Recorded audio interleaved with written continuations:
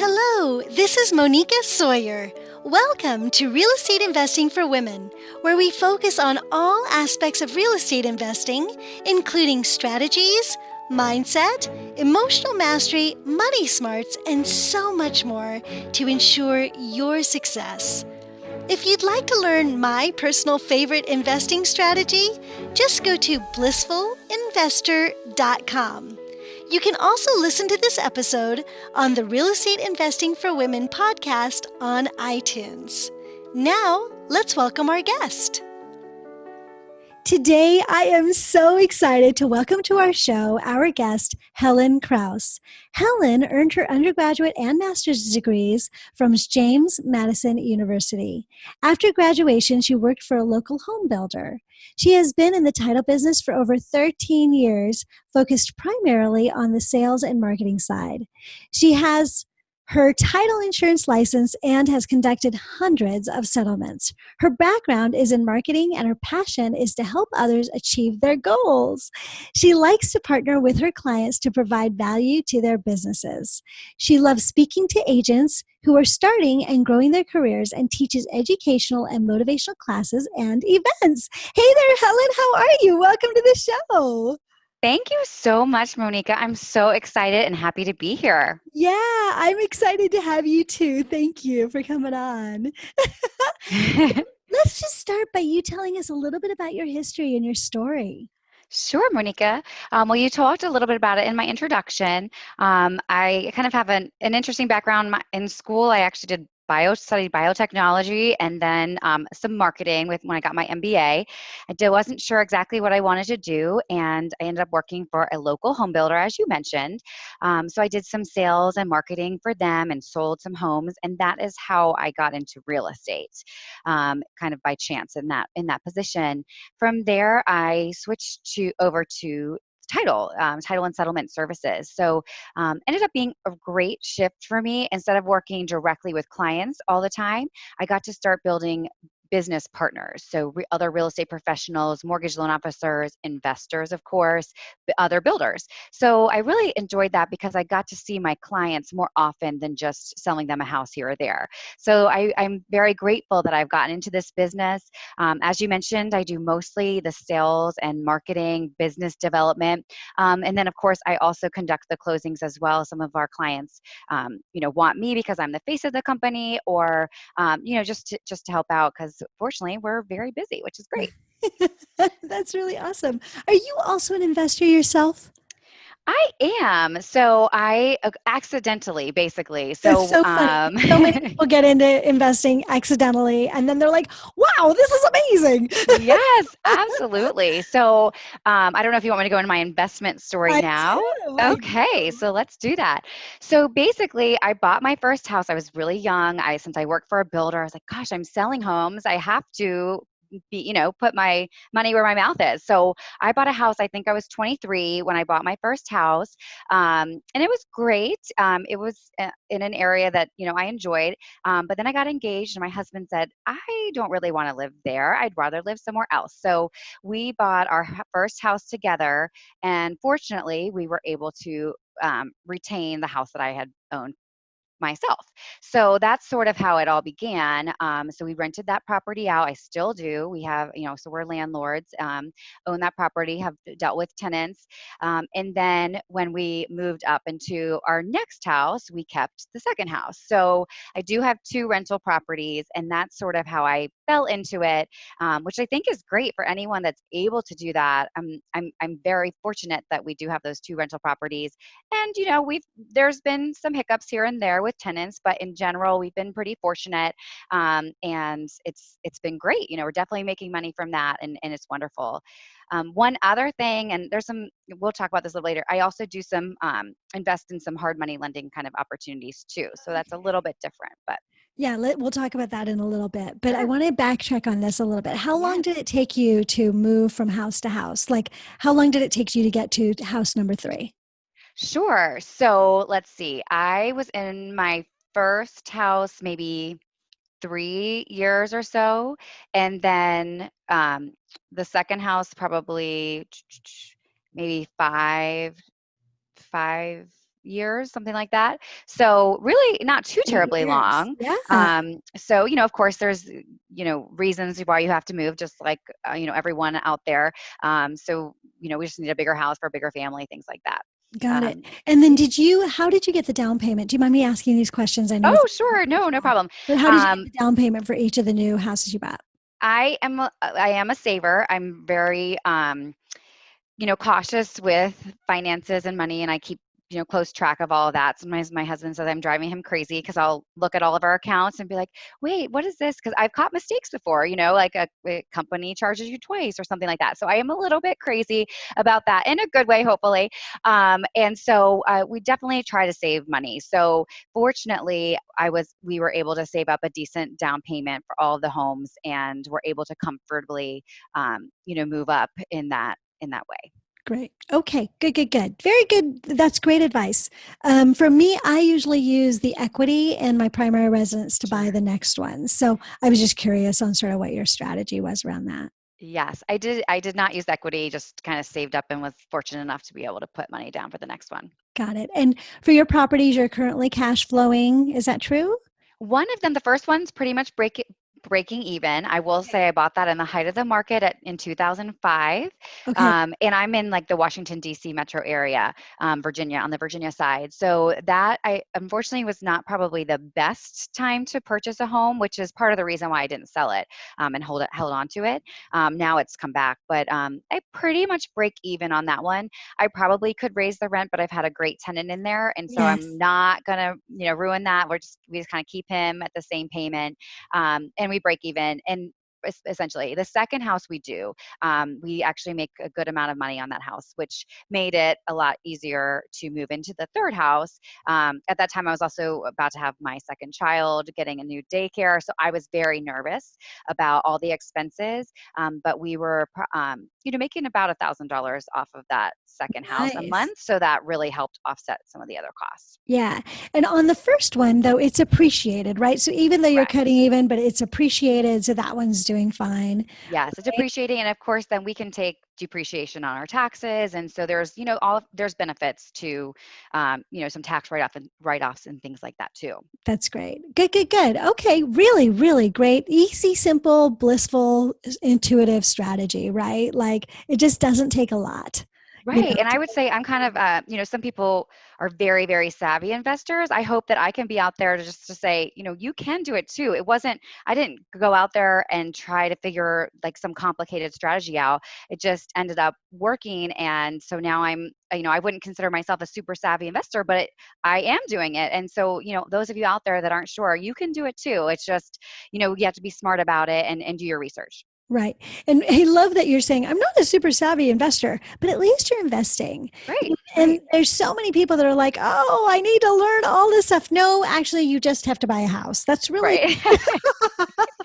there's Yes. not a lot, I mean, do your research on your areas. Obviously, if you're going to live there, you're going to want to live there, right? So, Right. but like it's the easiest thing to do, and we overthink this stuff, and we think before I can get started I have to have this cool strategy to make for making a bunch of money. The thing is, if you never get started, the money will never happen. So Yes. just buy something, do that thing. And like you, I bought at the top of the market. I bought in 2008, so I bought even Okay. higher than you did. I also bought at the top of the market in 2001. Okay. But I cut even on those properties and rents for a long time, but they've both appreciated beautifully. They're really, really important part of my portfolio financially as far as my net worth. So yeah, as long as you give yourself the time, you don't have to do fancy dancy stuff. You can build your wealth through real estate, doing simple things like buying a house to live in to start with. Absolutely. You're You know? so right. Yes. And Yeah. that's one of my biggest pet peeves is when, I mean, I do think you want to be educated and do some research, but if you, like you said, if you don't do it, you got to take action. I mean, action is the most important thing. So I completely believe what you're saying, and think that's a really good advice for everybody. Yeah, great. Awesome. Thank you. So Okay, so I was a mortgage broker for a long time and I know what it was like. I was hoping that I was like very nice to deal with. And I will say that my title officer was like, "You are my favorite client," which is awesome.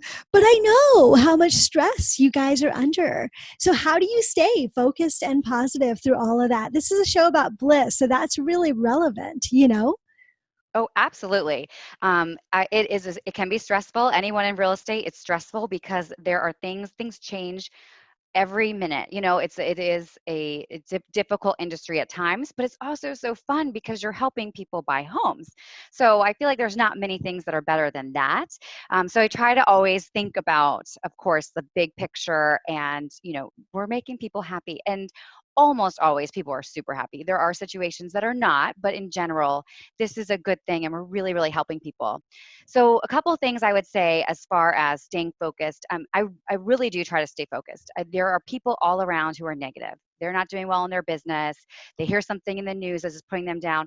And I really just don't allow that to enter my mind. Like, maybe listen, just so I know what's happening, but I focus and I just keep working. I just keep working hard, kind of put my head down and do what's working. And, maybe I'll steal market share from these people that are being negative. It's just continue to do what works, and don't get distracted by the negativity.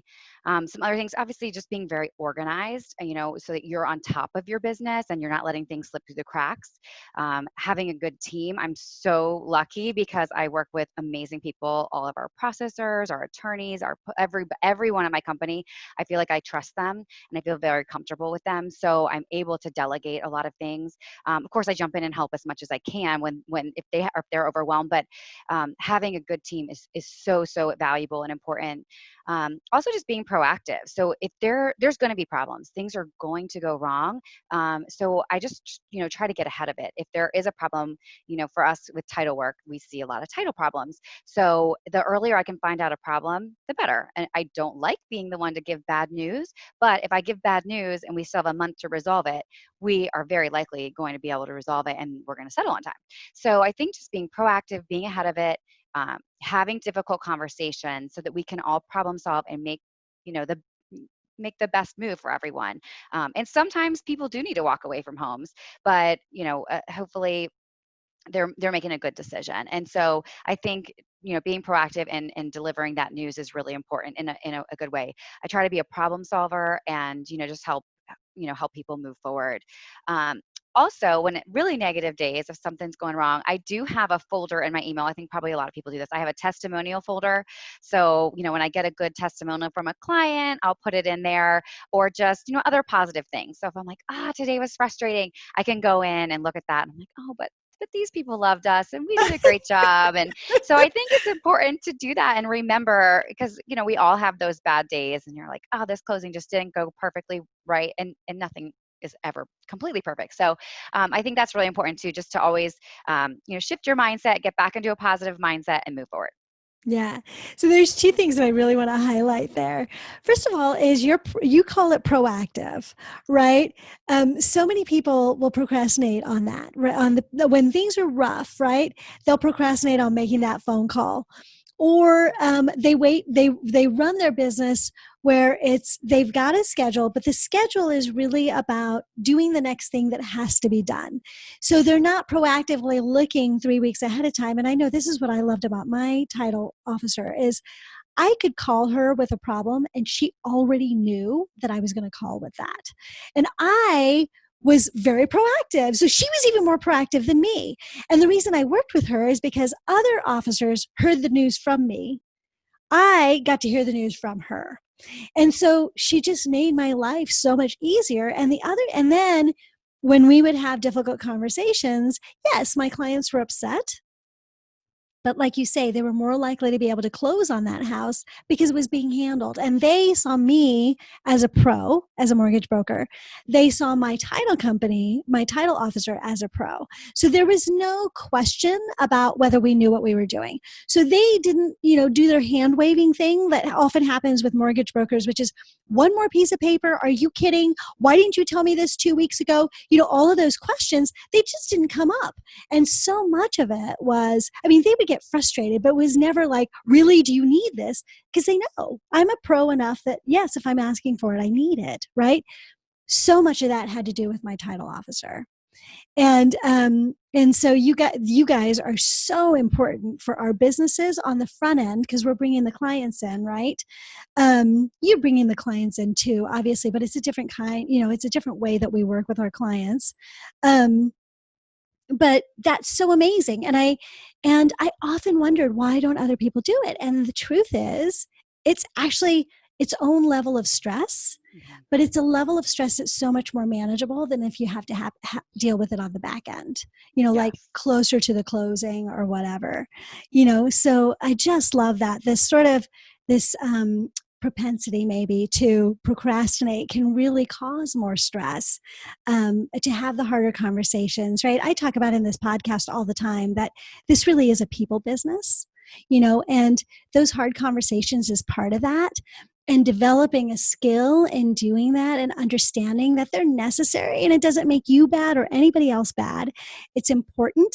And if you come at it from this problem solving approach, which is what you talk about, it's a completely different thing, than if you're frustrated, negative. I used to hear title companies and mortgage brokers all the time talking about, I can't believe that bank changed the programs again. I can't believe, or they would commiserate with their clients. You're right. This is horrible. I hate this company too. Really?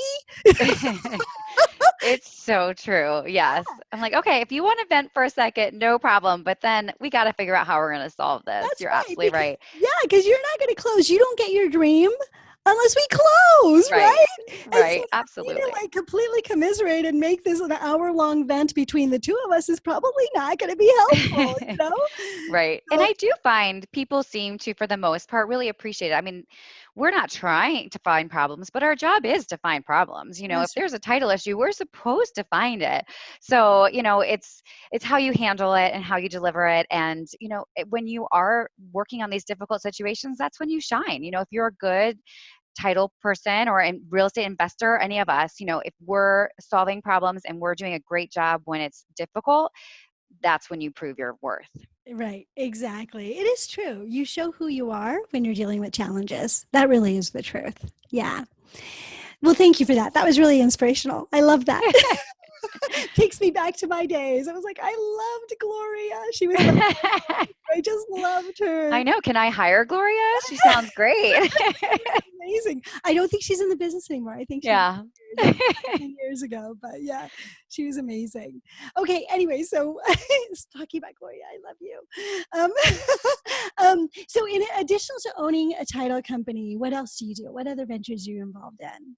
Sure. Well, as far going into the real estate investing world, we obviously talked a little about the rental properties. I briefly mentioned the hard money lending. Mm, I do, I'm very lucky because being in the title business, I work with investors. I work with lenders who know of creative opportunities and things like that. And my financial planner has also been very helpful because they know that we're looking for creative ways to invest.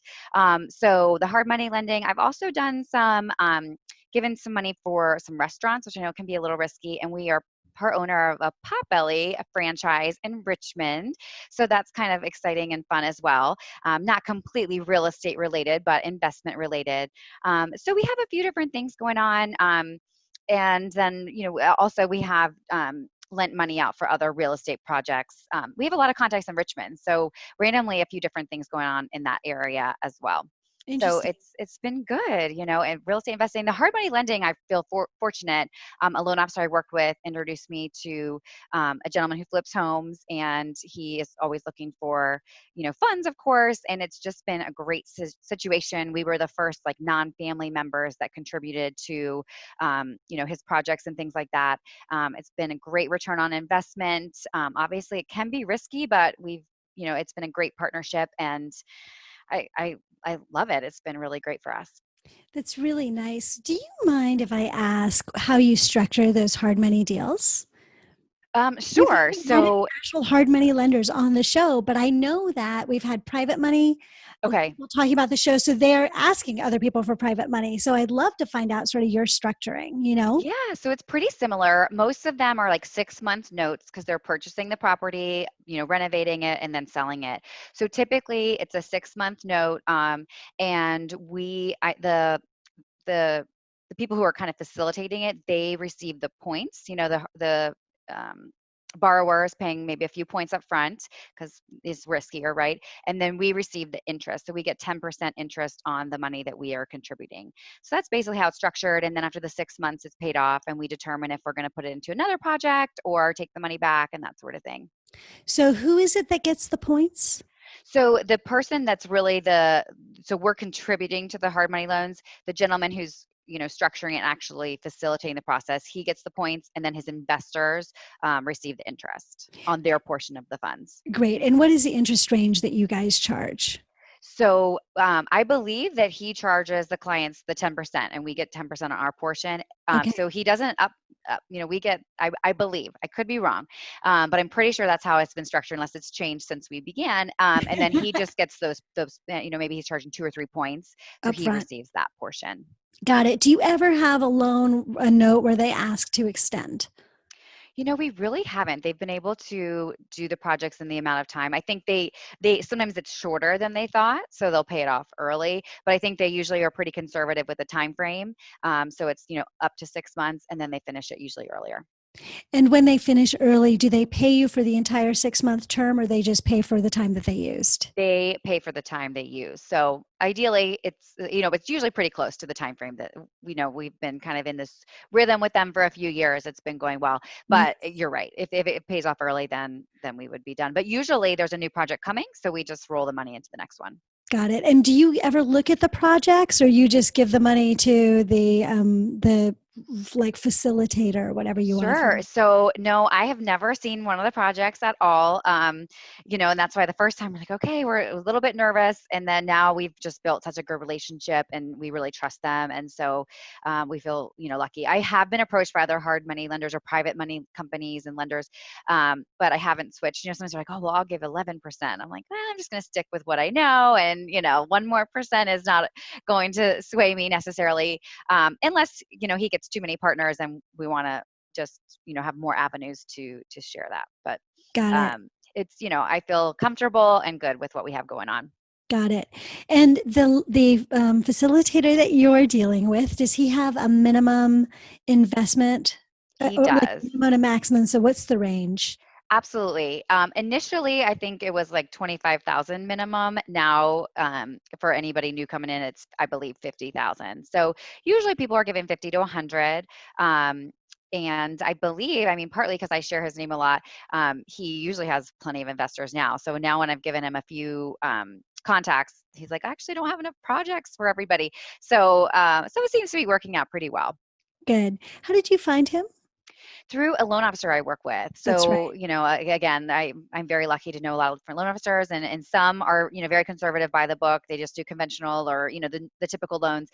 This particular loan officer, he's really into investing as well, and just does all sorts of different types of mortgage loans and contacts. So I felt really, we were just talking, I think we were maybe talking about the Potbelly or something else. And he's like, oh, you guys are, into doing some different types of investments. So he's like, let me introduce you to this gentleman, Robert. And so that's kind of how it all came about. And did you do due diligence on Robert? Like, how did you do that? A little bit.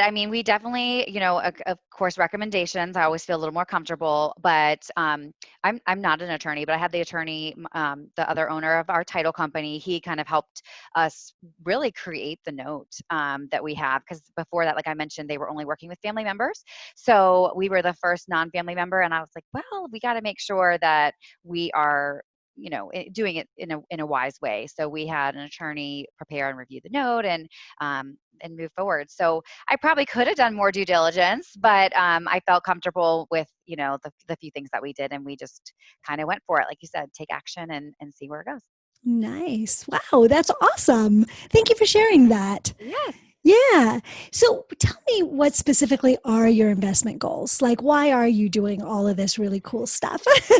Good question. Well, one is because we want to be smart with the money, because as I mentioned, I'm a saver, and you don't want your money just sitting under your bed or in the banks that aren't making much money. So I used to be very conservative and risk averse, and I still am a little, but I'm like, okay, we can't just be making really no money, no interest on our money. So that's sort of how we started looking at different investment opportunities. But really, my true goal, and I was at an investment seminar, and this just really resonated with me, is eventually to make enough passive income that it pays the major bills that we have. So, the mortgage, childcare, that sort of thing. If we could have enough passive income to pay that, then, all our salaries and all the hard work we're doing on other things would just be, extra. So I'm not there or not close, but that is my goal, and hopefully we will get there. Do you have a time frame goal on that? Good question. I really don't, and I should. You got to do those SMART goals, and I really don't have a time frame. But if we could be there, in 10 years, even, I would be happy with that. Cool. The other thing is that you've actually invested in high appreciation markets. So do you have a vision on what you want to do with appreciation, for instance, on that first house? Sure. Not really. It'll be interesting to see. I mean, I obviously, being real estate title company, um, my hope would be that we could, with that home, when we sell it, do a 1031 exchange Yes. potentially. Um, Obviously, we handle a lot of settlements on 1031 exchanges. So I think long term, if in an ideal world, which I could probably make happen, if I could sell both those investment properties and roll those gains into a new investment property, I think that would be, an ideal situation. Maybe a beach house down in North Carolina or something that eventually, we could retire to or something. Mhm. So thinking about, what's the smart way to do that. And of course, I talked about researching a little bit before, but I need to work with good partners to make sure that I'm doing the right things for tax purposes. The business attorney we've talked to, um, and all of that. So Very I do cool. think that would be ideal if we could do a 1031 exchange. Yeah. So regarding your time frame thing, I just want to make a comment for me personally is that, when I started investing too, I had no real time frame goal. I thought I wanted to retire by the time I was 40. And I'll just say to my audience that if you retire at the age of 40, you get very, very bored because then what are you doing with your mind and your time? I ended up starting to coach because I was retired and bored out of my mind. Um, but I think what's also true is that I couldn't have retired with the lifestyle that I wanted. And so we continued our path in real estate and I started to work again. I didn't have to, but I started to work again because I was bored out of my mind. But the point that I'm trying to make is that even if we miss our time frame goal does not mean that you're a failure. Like, and I know that you don't think this, Helen, this is more for my audience, but I think that what happens is people are like, I set this goal, a SMART goal, right? What does SMART stand for? Specific, are you asking me? Yeah, Specific, specific. measurable, um, I should know, Those are the two big accountable, I ones. think. Right, I should right. know. I should know. But the SMART goals is all about making the goal really specific. And when we're talking about retirement, part of that specificity is a time frame. For a lot of people, and for you, it's not. For me, it really wasn't. But for a lot of people, it is. And so I just want to help people to understand. And Hal Elrod was on my show, and he said this same thing, that even if you don't hit it in your time frame, it doesn't mean that it's over, and it doesn't mean that you're a failure. It means that you just got to give it more time. Right, right. And you may need to pivot, right? To do something just a little bit differently, tweak it just a little bit, focus a little bit more, right? For me, I wasn't even focusing. I was kind of whatever, doing whatever I wanted in the world, right? I just didn't focus. So for me, it took a really long time. But there are a lot of people that could do exactly what I did and retire earlier if that's what they wanted, if they focus. So I just wanted to speak to that a little bit about, you not having a time frame. I never did either. I mean, I had kind of a wishy-washy whatever one, but even if had I reached that, where would I be? I don't know. I don't know that I would be as excited about life if I didn't have a mission beyond retiring. Do you know what I mean? Absolutely. I feel like like what you did, you pivoted into a new role of coaching. I feel like I could not just, I guess you would find something because you're a motivated, person who wants to have a bigger purpose. And so that's how I feel too. I think I feel so fortunate like I said, in what I'm doing now, I wouldn't want to give that up, even if I was, maybe I'd work a little bit less, travel a little bit more, but I'd still want to do it because I enjoy it. And it's, something that gives me energy and purpose. Right, exactly. A good reason to wake up in the morning, some cool things to do, some cool people to meet. You don't get so lonely, Yes. those sorts of things. The other thing I wanted to ask you, this is going to put you on the spot a little bit, but this is a personal question. Okay. I've heard about the reverse 1031. Okay. Do you guys do those over there in Virginia too? We do. So, I mean, as far as the title portion goes, it's, we're really at the mercy of the qualified intermediary. Mhm. But yes, they are a little more expensive, but they are something that you can do, and we have done them before. I personally haven't had a whole lot of interaction, but we do 1031 CE, continuing education classes. We have some partners in that business, so I know they talk a lot about them. I'm not an expert on that though, for But sure. why don't you just explain how that works? All right. So typically on a 1031 exchange, you would be selling your property within a certain time frame. You have to identify the replacement property, I think is the term, and then within another set time frame, you have to actually settle on that. So when you're doing a reverse 1031 exchange, you're actually purchasing the replacement property before you sell the initial property. So that's sort of how it works. It's a little bit different. I know that they do charge a lot of extra fees because it's a little more complicated, but I believe that's how it works. And Monica, you probably know better than I do. No, actually, that's all I really know. The few Yeah. other things that I know. Yeah. So I do think both are good options. I would probably go the normal route if I could.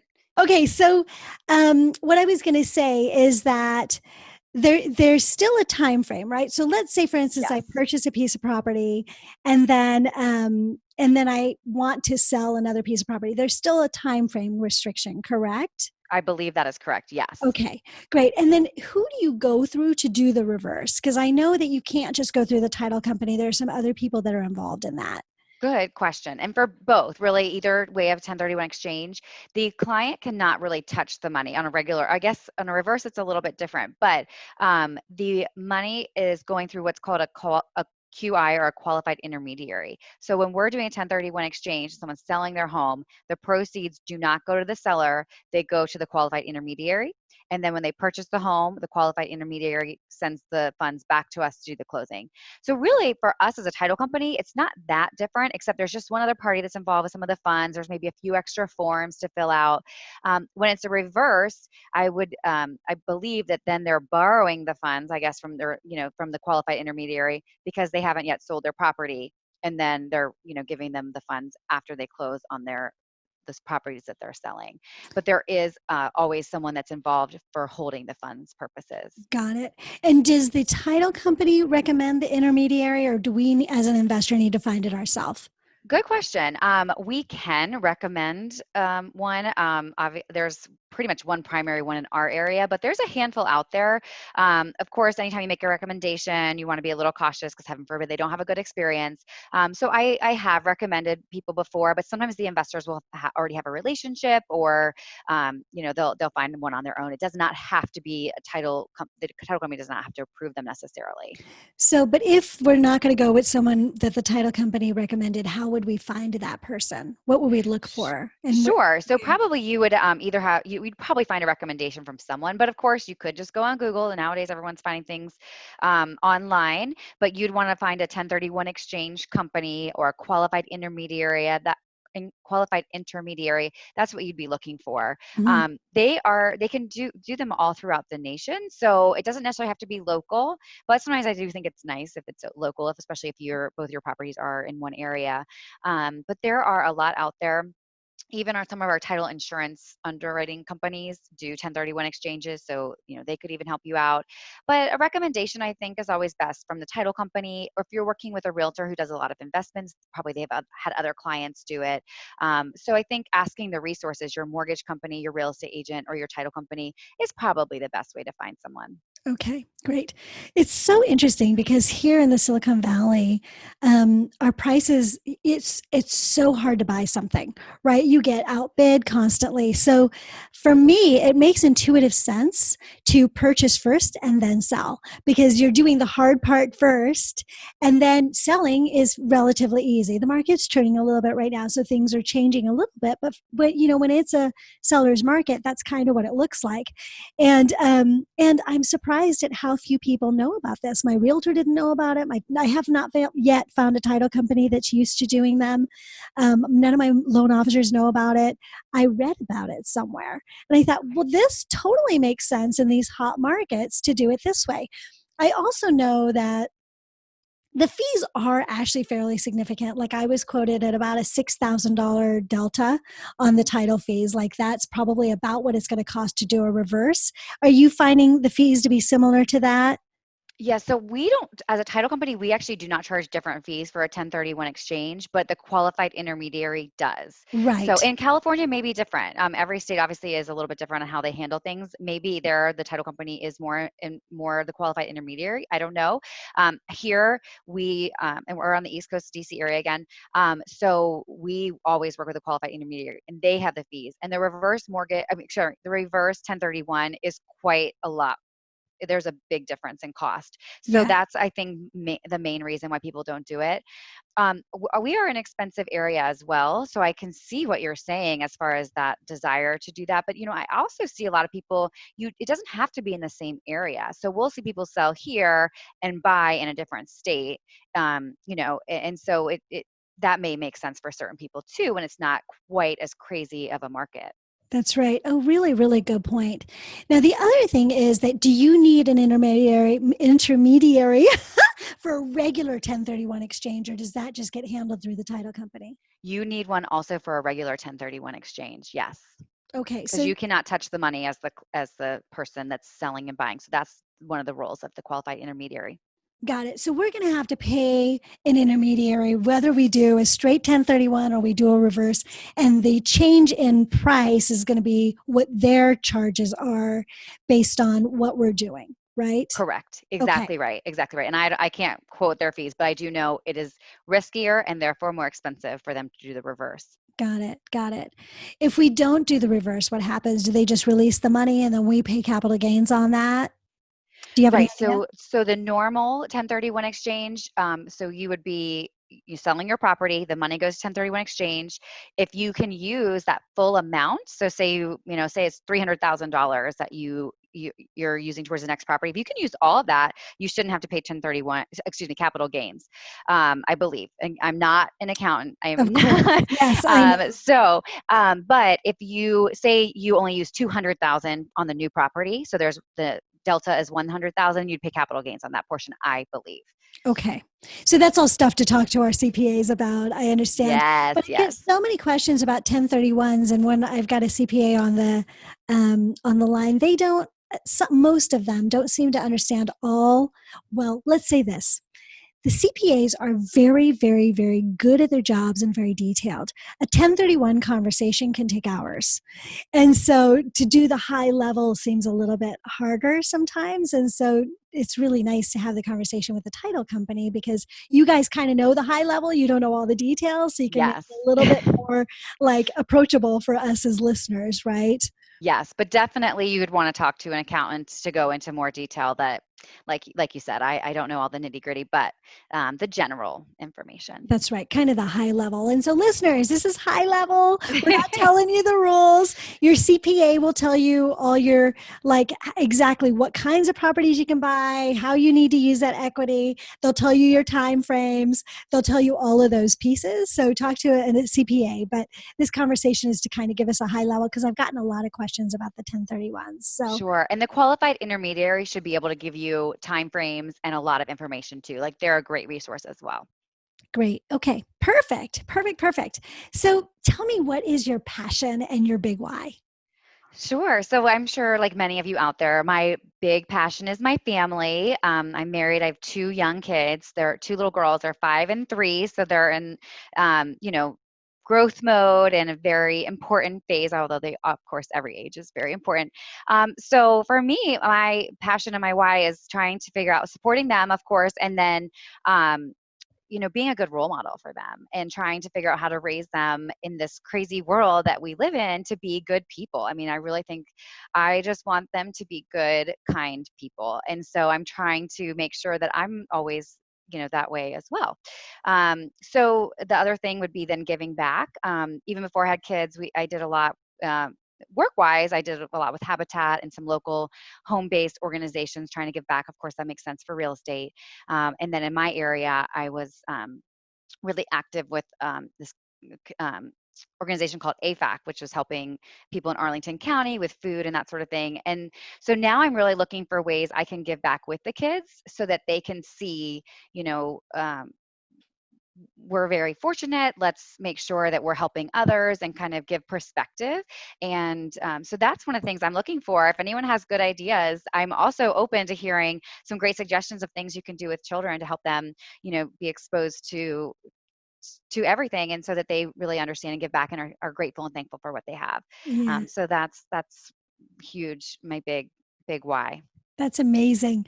You and I are so aligned in that way because I got ever since I was a very young girl, I've been donating to a school in India for the education of girls. That's a big deal for me. I was horrified when I lived in India to see the way that women were treated, and so for me, it was like, this cannot keep going. And it starts with education, I think.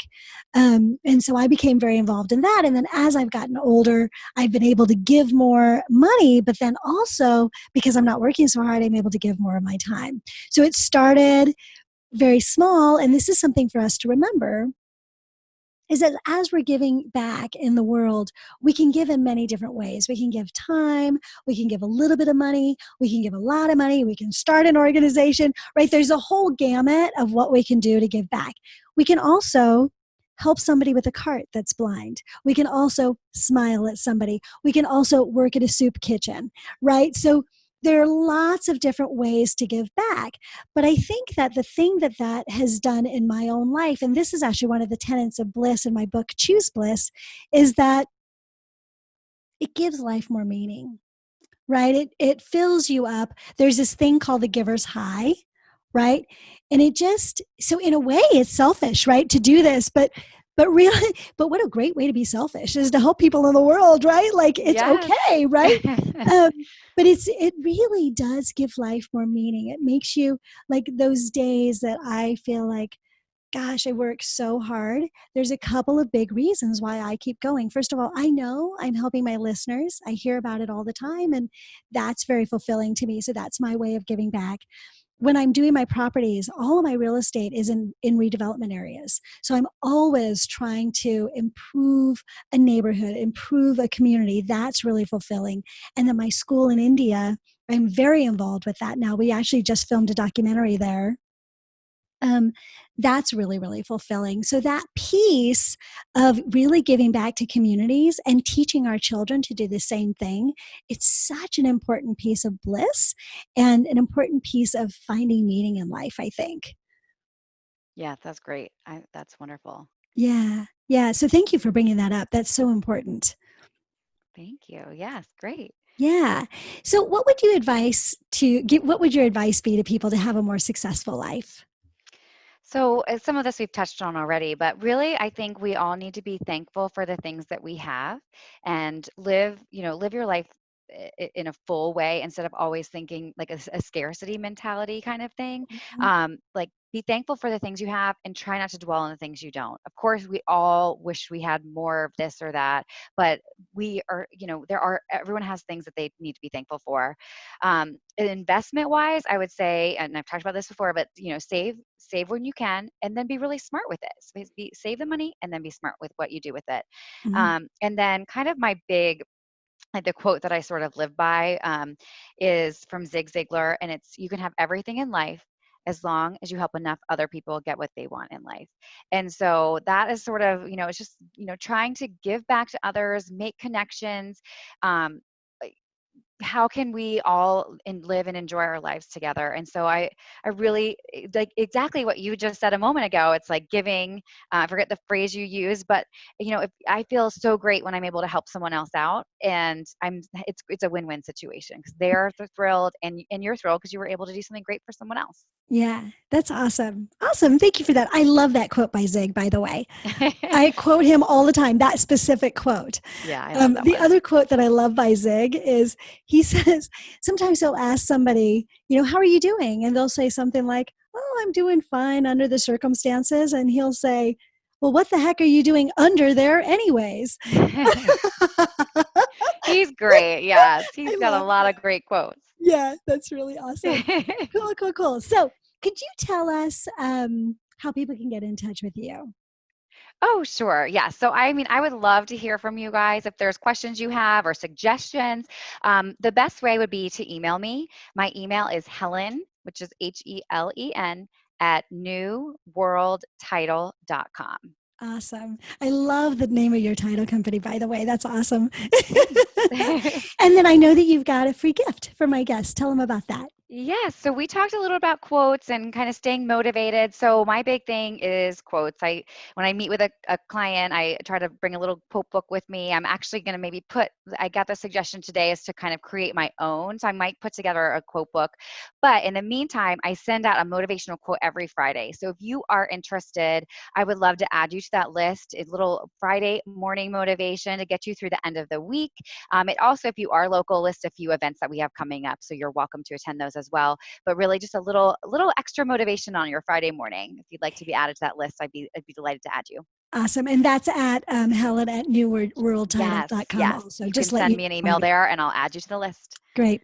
This is something I just really want to highlight also. We are fed negativity all the time, right? We have TV, we have the news, we have advertising that tell us we're not good enough and we need these products in order to be good enough. We're getting a lot of negativity fed to us all the time, and we're doing that by choice. We watch the television, we watch the news, we read the news, right? We are allowing ourselves to be in that position. So it's really important that we also prioritize taking the time to give ourselves positive stuff, to reinforce that positive side, to balance the other side that we really can't avoid. So a lot Absolutely. of people think, oh, that's woo woo, whatever. I don't need positive quotes, whatever. You do, because you have to feed yourself just the same way as we feed ourselves knowledge, as we feed ourselves, kind of the news of the world so that we can be part of the world community and the world village. We also need to feed ourselves the positive things that will keep us uplifted. That's part of that's a bliss practice, is that if you're not feeding yourself that, then you're not getting it, because that doesn't come to us naturally. That's something we have to actually seek out.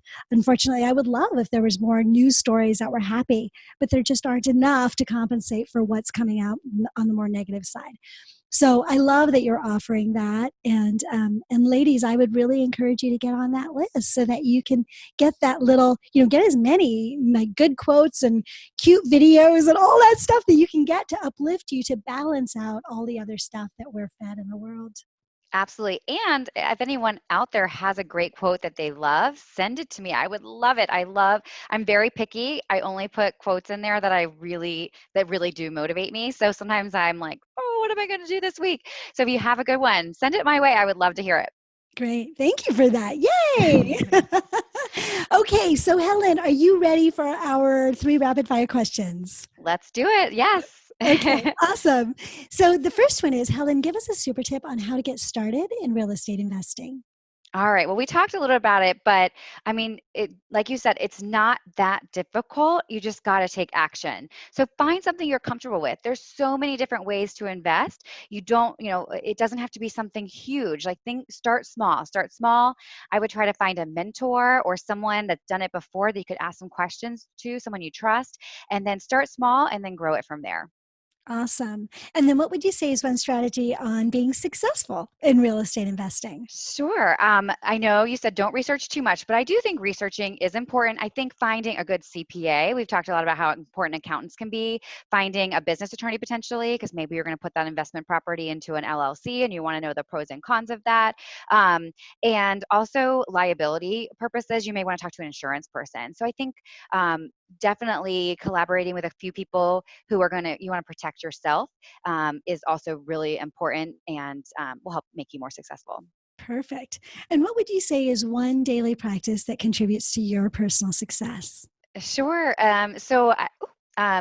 Basically, again, the mentality of being grateful and thankful. I don't know if anyone's read The Secret, that book back in the day, but I try to every night before bed, say a little prayer or, just think about my day and the things I'm grateful for. And I think just always looking back, celebrating those little successes you have. Also, one other thing kind of outside of that is finding an accountability partner, kind of stay on track with them and make sure you're both, achieving and moving forward in the right direction. So all of those things. And one more thing, be patient. It doesn't always happen overnight. Sometimes I think we're like, okay, I started doing this. I should see results right away. And some things take a little bit of time. So, take action, but be patient and, be grateful for those things that you have. Nice. Thank you so much for all that amazing information. This has been a great conversation, Helen.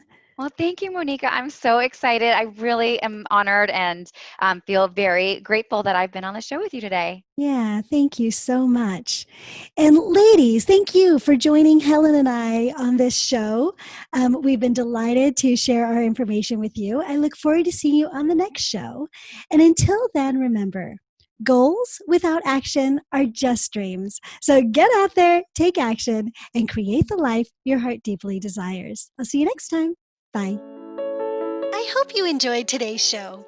If you'd like to download my favorite investing strategy, just go to blissfulinvestor.com. See you next time.